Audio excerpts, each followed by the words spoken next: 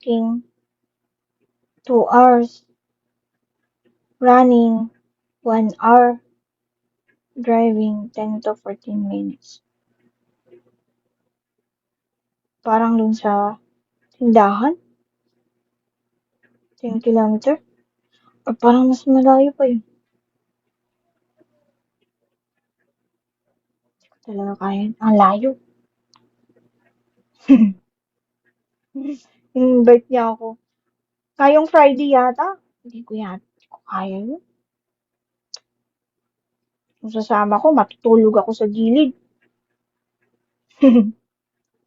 Sabi ko nga kay Madam, huwag mo talaga akong isama-sama sa ganyan.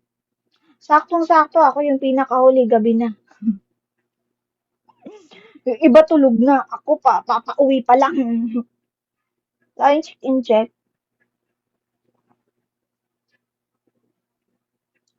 Uy, invite niya ako. So, ayaw ko sumama. Hindi ako active kasi talaga sabihin. Mayroon naman akong ano kasi dito sa bahay, may treadmill eh. Pero hindi ko nga ginagamit eh. Tamad akong mag ano, takbo-takbo. Wala akong hangin. I don't have hangin sa takbo-takbo na ganyan. Itong Friday. Feel ko parang Friday. Tapos sabi niya sa akin, sumama ka na kasi magbi-beach pag ano. Pwede ba sa beach na lang ako agad habang naghihintay? Kasi ako naman talaga yung pinakahuling dadating nun. Pagkasasama ako. Talaga po pwede. At least, hindi ako pa as if. Dumatakbo ako, marunong ako, tapos hindi pala. Dahil hindi talaga naman ako tumatakbo eh. Asa na si Abdul? Iniwan na tayo ni Abdul Karim. Gumagala siguro sa mga legion. Malakas yun eh. Malakas yun si Abdul.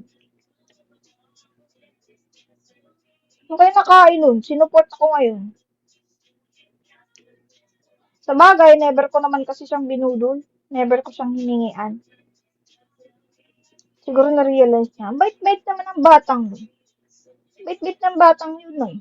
Alam niya matagal. Yung mga naging jowa, mga matanda ka na, oo. Yung mga naging jowa niya kasi, harder. Mga Pilipina.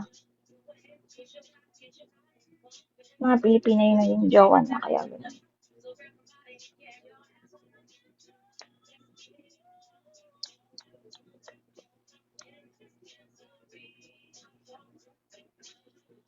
Oo. Matagal ko nang kilala yun. Andito pa sila Bad. Dito pa sila Bad Boy. Tsaka, ano, hindi ko pa siya kilala. Ito yung nakakatawa ha. Hindi ko pa siya kilala dito sa Bigo. Friends na kami doon sa IG. Pinalo niyo na ako sa IG. Bago ko siya nakilala dito sa Bigo. Kilala ko yung 3M pa lang dati, bagsak na. Oo nga. Wala ka bang jowa? Wala. Natatakot sila sa akin, hindi nila nakakayanan yung bunganga ko eh. Now, naka 7.9 yata. Lahat kasi siya. Eh, alam mo naman ako, harder. Hindi ko naman ine-etos. Ano, hindi man ako may message siya sa akin, oo. Pero, alam mo naman ako, hindi ako masyadong nare-reply kasi busy nga din ako. Hindi man ako call center agent eh. Tapos, nag-message siya sa akin dati. Hindi ko siya pinapansin dati. Tapos nakita niya ako dito sa Bigo. Sabi niya, hoy, ikaw si Smile, no? Pero English siya, lakas maglaro mga yun, ibang bansa ganun, oh. Sabi niya, ikaw si Smile, sabi ko, oh, ba't mo alam? Sabi niya, nabibigo din ako. Sabi niya. Tapos, ini-screenshot niya. Siya nga. Doon, kaya alam ko. Ano, ilang taon ko na ba? 25 na ako. Pero kung mag-isip, ako parang 50 na. Hmm. Kaya kilala ko siya. Akala mo, bago ko lang siya kilala, no? Di niya. Hindi, kilala ko siya noon pa. Wala, di ko siya nahanap. Lano naman sa 50. Layo naman sa 50. Tapos bago lang, nangumusta siya sa akin.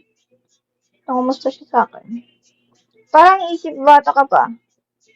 Kuya, isip bata pa ba ako sa ano ko na to? Isip bata pa ba ako sa bawal pagka ako? Isip bata daw. Saka nagkakamali. Saan ka nagkakamali, kuya? Hindi ako isip bata. Pagdasal mo, manalo ako, ha? Baka mukhang bata. Alam mo, sir. Ganito lang talaga ako magsalita, kuya. Basta talaga yung bunganga ko. Tsaka sinasabi ko yung gusto ko. May may pagka-spoil. Ganun.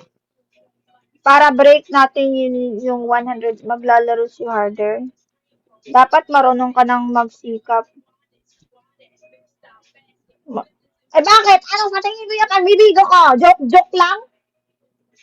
Ha? Hindi na yung si Bata, madami na napapayak na matanda. Ay, kalimbang! Putang ina, sakto ka!